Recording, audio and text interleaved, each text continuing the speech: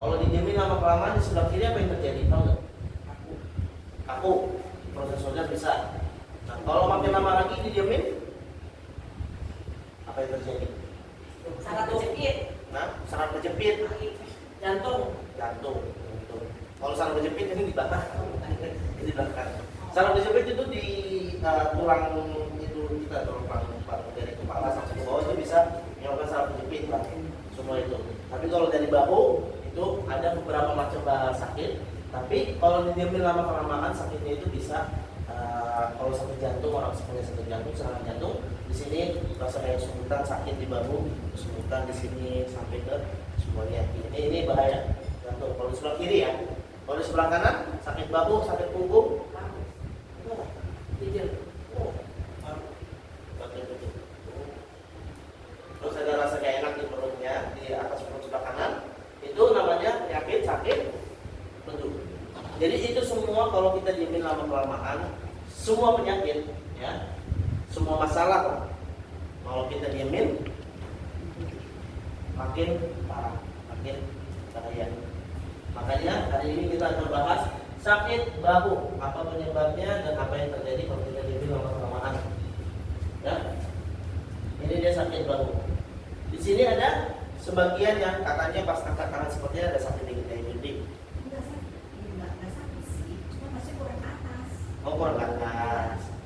Kalau kayak gini, walaupun nggak kurang ke atas kayak gini bisa sakit di antara sakit. Nah berarti kurang fleksibel ya. Oh, Kurang fleksibel aja atau kurang stretching. ya kurang stretching, betul. Ibu di sini ada berbagai macam stretching ya. Kayak misalnya dia biasa kayak gini, ya kan. Biasa stretchingnya itu kalau mau ekstrim, tangannya ke belakang, baru bisa. Kayak gini, ya. Kayak gini itu stretching buat bahu juga bagus, buat paru-paru juga napas. Jadi kalau kita stretching itu bagusnya sekalian sambil kita tarik nafas, sambil ngatur napas, ya. Jadi ke belakang, tarik nafas, terus dibuat. Biar oksigennya juga cukup, biar bangun juga sehat, itu semua bisa kita lakukan lah. Oke? Nah, sakit bahu ada.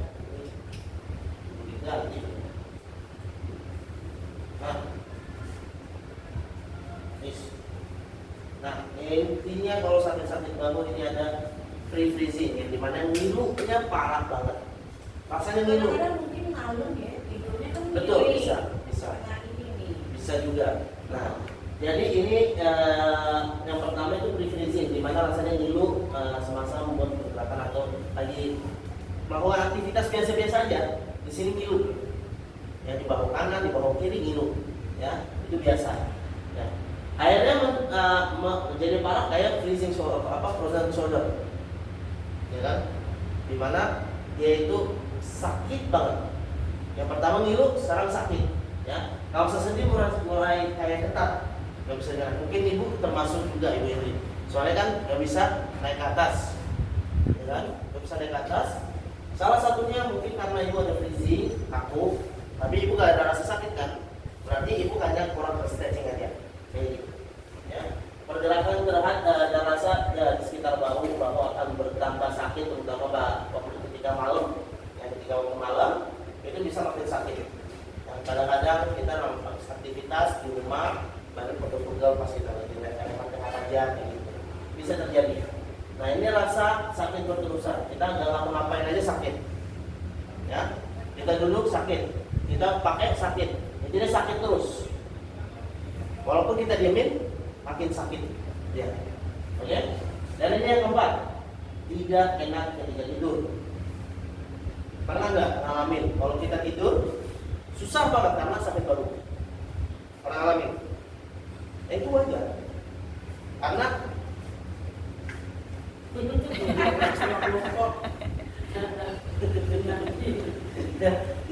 jadi ketika kesakitan menjadi semakin bertambah ketika mengangkat posisi tidur, miring atau pada bahu yang terlibat. Kalau kita miring kanan sakit, miring kiri sakit, serba salah. Pernah nggak ngalamin seperti itu sakit di bahu? Ada ya? Ini yang terakhir, tidur malam terganggu banget. tidur malam terganggu banget, kita nggak bisa tidur gara-gara makan sakitnya. Akhirnya kita ngapain? Main HP, main TikTok, main Instagram, ya nonton YouTube, nonton drama, udah dah berantakan dah, akhirnya begadang. Sampai dengan ada beberapa ibu bapak cerita sama saya, kalau dia susah tidur mainan HP sampai matanya ngantuk baru tidur. Ada begitu. Jadi HP nontonin kita. Ada begitu. Itu kadang-kadang memang dia susah tidur, ada juga memang karena ada rasa ngilu di kaki, ngilu di mana aja. Tapi kita hari ini fokus kepada sakit bahu. Salah satu penyakitnya ya adalah frozen shoulder, di mana tangannya itu gak bisa digerak. Itu sakit banget. Di sini kayak gini gak bisa, kayak gini gak bisa banget. Mau ngapa-ngapain gak bisa. Itu bahunya parah, udah sakit parah. Jadi yang dirasa itu kaku di bagian bahu atau nama spesies saintifiknya ya, adhesive capsulitis. Lazimnya berlaku sekitar usia 50 hingga 60. Ini yang sering terjadi sekitar umur 50 sampai dengan 60 ya. Tapi anak muda juga bisa jadi. Ya, mentang-mentang saya ngomong 50 sampai 60. Nah, oh saya masih 40 aman, enggak juga.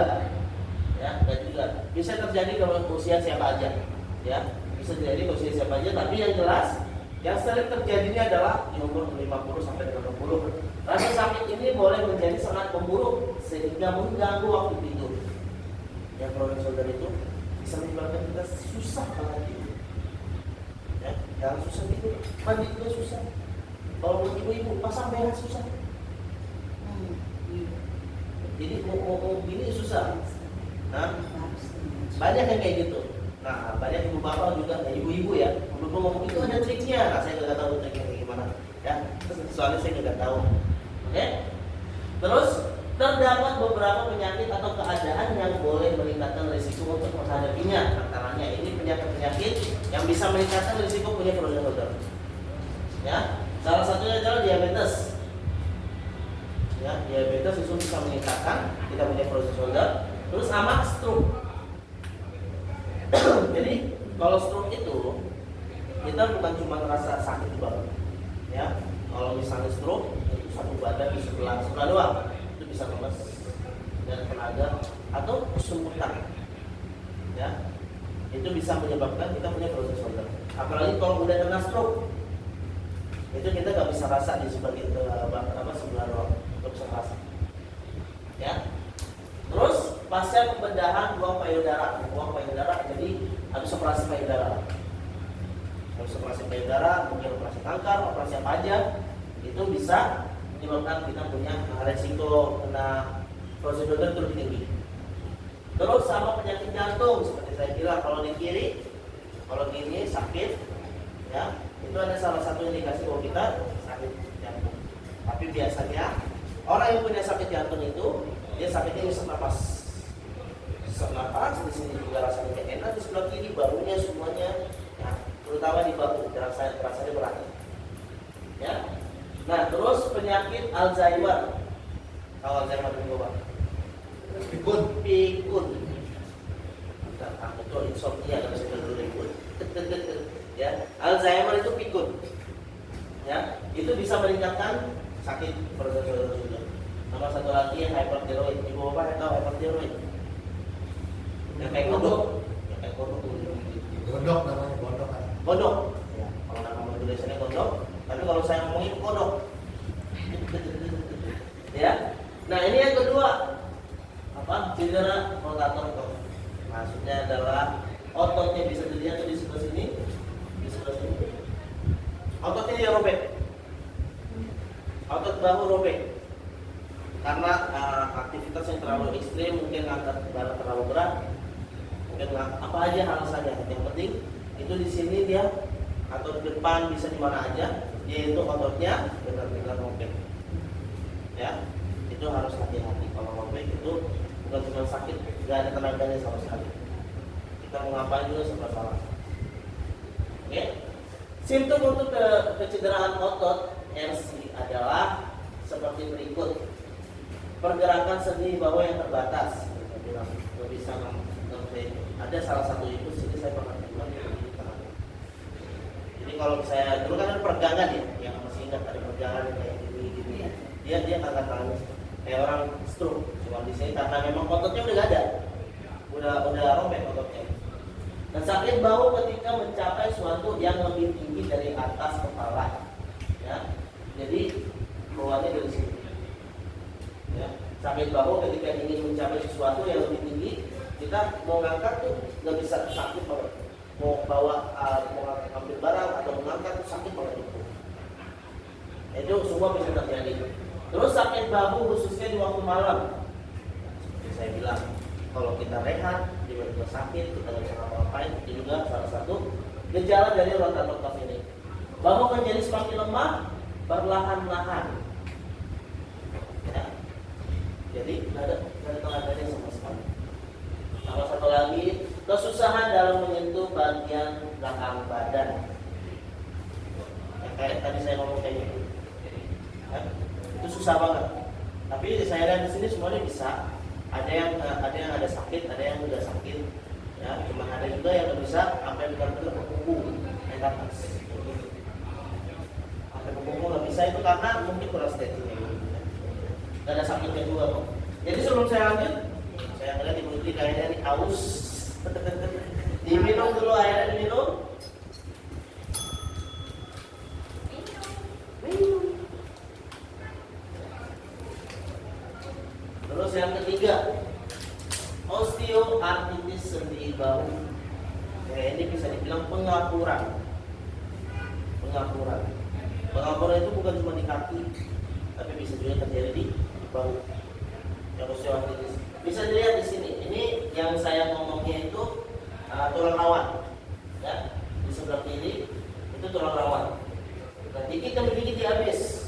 Tuh. Ya, ini masih osteoartritis yang sedang. Yang osteoartritis sedang. Kalau udah parah, di sebelah kanan tuh tulang tropos. Ya, itu bukan cuma di kaki, banyak ibu-ibu di sini tuh bapak-bapak, kebanyakan di kaki kan. Tapi ini lebih ke bahu. Bisa juga persendian semua tubuh kita itu bisa terkena osteoartritis. Ada juga yang tangannya di sini kaku gak bisa ngepal. Ya, coba ngepal ibu bapak. Aman ya? Gak kaku kan? Ada yang ngepalnya begini. Ada. Saya juga ada. Nah, ibu saya tangannya dia begini. Gak bisa ngepal. Dia udah parah banget. Itu harus kita banyak gerak. Harus digerakin terus. Harus kita olahraga juga, stretching, tangannya begini. Kalau duduk di sini itu bagusnya kita begini, ya, atau begini, bebas atau begini. Kalau duduk di sini begini boleh begini atau begini, bebas, atau begini juga bisa. Semua, jadi tangan kita itu jangan diam, ya. Kalau ibu bapak duduk di sini, boleh sambil begini, ya. Asalkan jangan begini terus, ya, itu berisik. Oke. Nah, jadi seperti semua yang seperti saya bilang, di kaki ada radang sendi atau pengapuran, di bahu juga bisa, di tangan bisa. Intinya semua yang ada sendinya itu bisa kena pengapuran. Oke? Dia boleh disebabkan oleh faktor primer ya, bisa dari genetik, usia, dan jenis kelamin, atau faktor sekunder seperti sejarah kendaraan, kecederaan atau infeksi, cedera pada saat olahraga, dan juga bahu terkilir. Bahu terkilir ini yang terakhir, ya, bahu terkilir. Apabila terkena pengaruh yang kuat kepada bahu, tulang atau pengurus bisa terkilir dan keluar daripada soket sendi. Pernah nggak melihat tangannya begini, sampai keluar pada tempatnya? Ada kan? Dia keluar dari tempatnya. Itu kecelakaan atau kadang-kadang gerakan yang terlalu ekstrim. Angkat beban yang berlebihan, dipaksa lagi keluar deh. Itu bisa dibalikin. Cuman lama-kelamaan kalau begitu itu bisa makin parah. Bukan cuma di bahu, di kaki pernah nggak lihat? Yang kakinya tuh keluar dari tempatnya di lututnya. Ini bisa. Semua di sendi-sendi kita itu punya resiko untuk keluar dari tempatnya. ya, tapi bukan patah tulang namanya, tulangnya terkilir, ya. Apabila terkena pengaruh yang kuat seperti tadi bilang, ya gerakan yang ekstrim, Pak. Dalam keadaan yang serius, bahu yang terkilir ini bisa mengakibatkan cedera kepada tisu lain dan juga saraf, ya. Bisa menyebabkan cedera pada ototnya atau saraf-sarafnya, ya kan, kita kemungkinan ini semuanya saraf, ya. Jadi kalau misalnya nih saya mau gerakin tangan kanan saya, kan itu saraf yang mengatur, walaupun tidak otak kita, tapi saraf yang mengatur, ya. Kalau misalnya terkilir, itu bisa mengganggu aktivitas saraf tersebut. Jadi kayak kita, pikiran kita nih, kita sudah gerakin, ya, tapi kok kayak lemot gitu, ya, sinyalnya kurang lancar, ya, sinyalnya masih 4G ya ibu ya, kadang-kadang suka lemot. Jadi begitu, kalau terlalu sering ke terkilir, nanti itu yang bisa terjadi. Antara sistem bahu terkilir adalah seperti kecacatan jelas pada bagian bahu, bengkak pada bagian bahu, rasa sakit bahu yang teruk atau parah, tidak mampu untuk menggerakkan sendi bahu, itu semua. Ya, jadi parah banget di bagian ini, kadang-kadang lemas, sakit. Kalau bahu itu penting banget. Ya. Itu kalau misalnya ada masalah pada bahunya seperti itu. Seseorang juga boleh mengalami rasa kebas, lemah, dan renjatan dan pada bagian cedera. Jadi kalau misalnya keluar, itu sakitnya. Udah begitu tangannya lemes, dia nggak bisa ngapa-ngapain. Kalau dibalikin ke tempatnya baru, tapi barunya itu rasanya aneh. Tapi butuh dibenerin dulu. Ya, perlu ya, dalam artian posisi-posisinya di-adjust dulu. Bukan cuma bawahnya doang yang bergeser, cuma sarafnya, ototnya. Makanya orang kalau ini nggak bisa ngapa-ngapain. Ya, pernah nggak di sini ada yang ngalamin seperti itu? Jangan sampai lah ya. Jangan sampai. Ya, kalau saya pernah di bagian sebelah kiri, dimana tangan saya juga begini. Ternyata sama dokter, pas saya ke dokter, dia cuma didorongnya, ngapain sih ke dokter jauh-jauh? Saya juga di rumah saya bisa beginiin, cuma rasanya lemah ngeri dan sakit banget. Pas biasa begini, aduh, kayak lemes banget. Kalau tangan lemes gimana ya? Otak juga jadi lemes kayaknya. Apalagi kita kerja tangan kita begini, nggak bisa ngapa-ngapain. Saya mau gerakin nggak bisa, saya mau apa-apa nggak bisa. Itu gara-gara jatuh. Naik motor, Jakarta lagi waktu dulu saya masih kerja di hotel, jalan, lagi hari lebaran sepi banget, enak banget, tapi hujan.